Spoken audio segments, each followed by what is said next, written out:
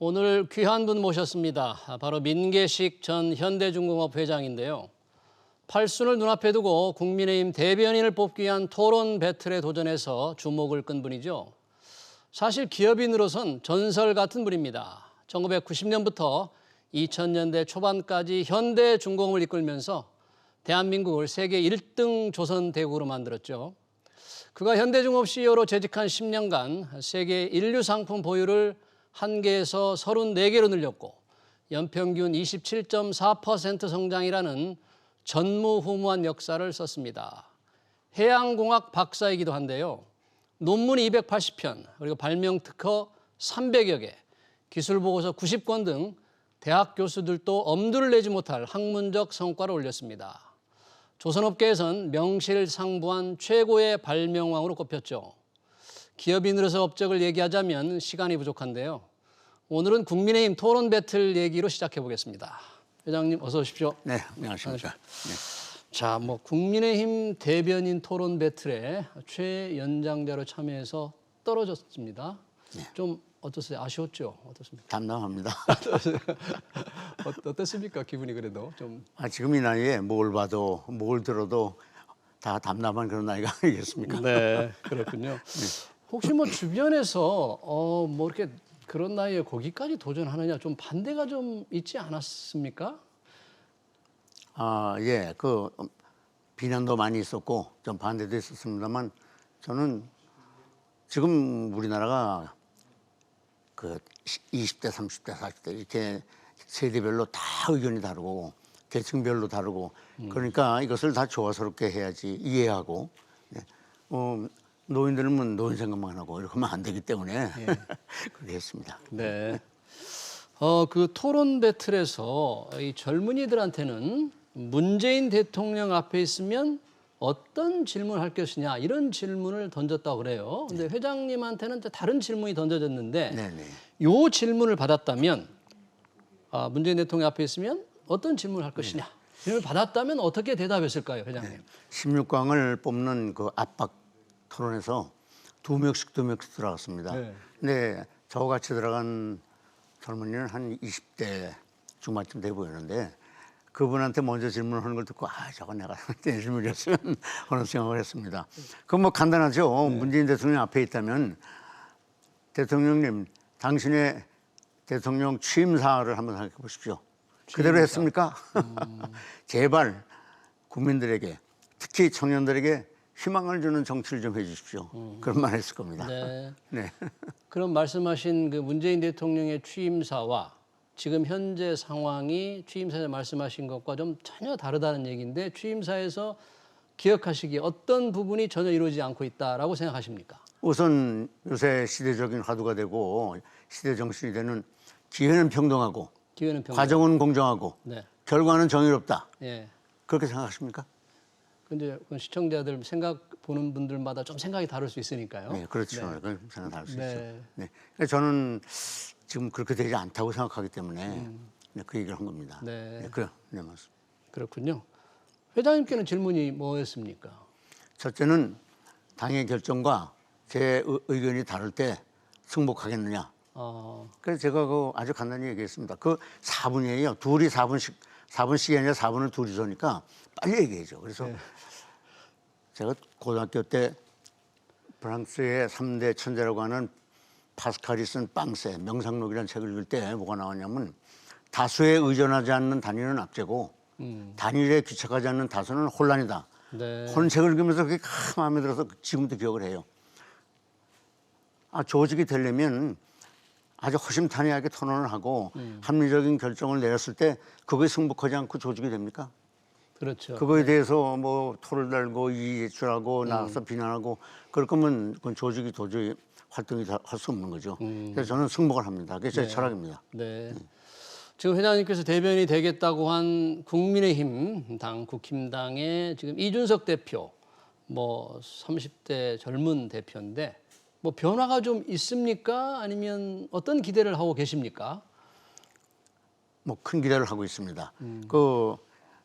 오랫동안 깊이 토론하고 한 적은 없습니다만 그래도 젊은이들이 역시 역동적이고 순발력이 있고 그렇지 않습니까?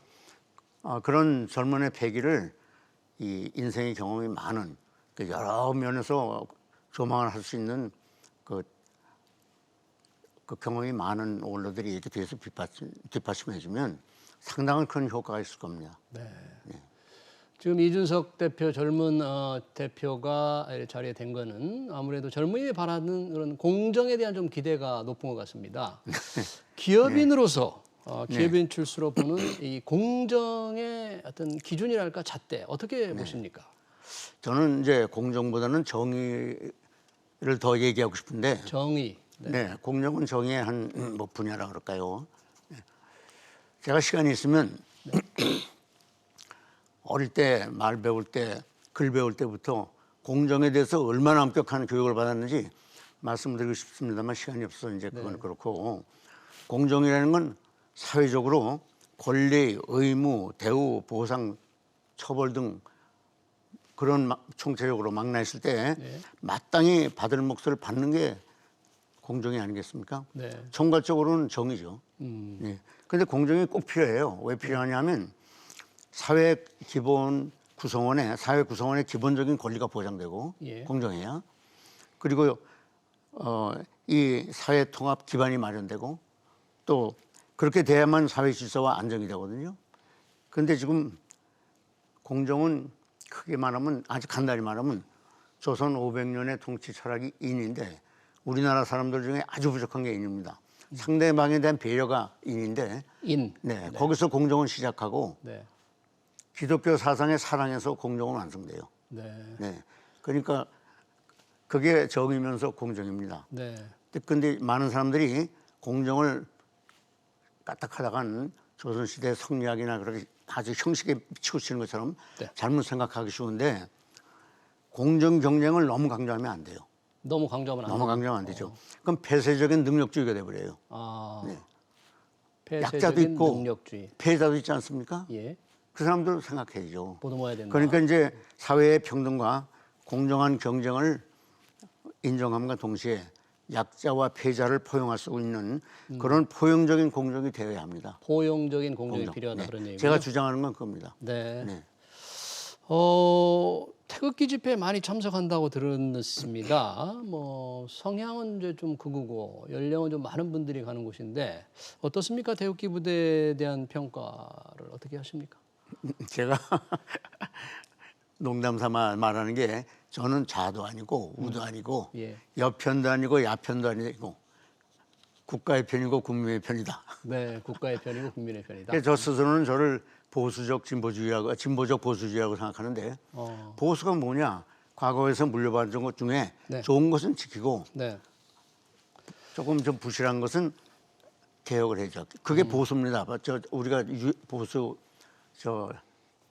무슨 물건을 보수한다 그럴 때 그런 보수를 해가지고 오늘보다 조금이라도 더 나은 세상을 만들어서 후손한테 물려주는 걸 저는 보수라고 생각합니다. 그래서 저는 저 자신은 진보적 보수주의라 그러는데. 진보적 보수주의. 네. 그 처음에 이제 촛불 시위 많이 나오고 그랬을 때 여기 이렇게 애국 보수도 있다는 걸 보여주기 위해서 했습니다. 저는 박근혜 대통령 탄핵 반대다 찬성이다 이런 거는 관여를 안 했어요.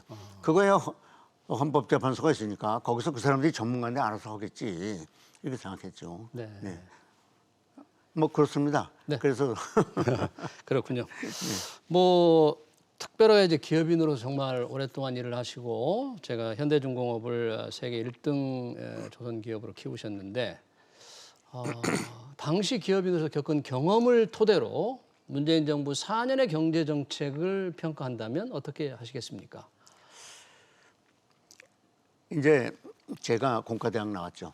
저는 평생을 산업계에서 지냈지만 일반적으로는 과학기술인 발명가라고 알려져 있고 저도 그렇게 생각합니다.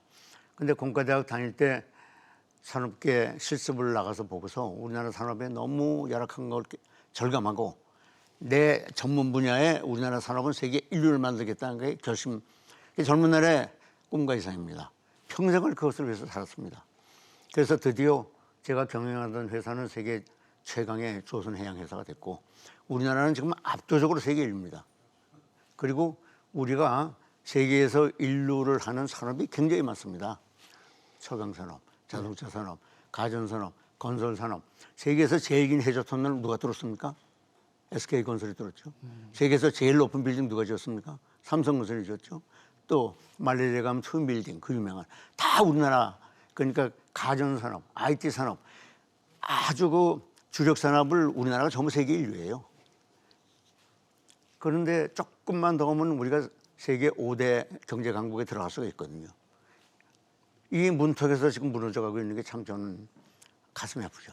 무너져가고 있는 이유가 어떤 경제 정책에 좀 잘못도 영향이 있다고 보십니까? 첫째가 네. 반기업 정책. 반기업 기업하는 사람이 죄인 같은 느낌을 갖거든요.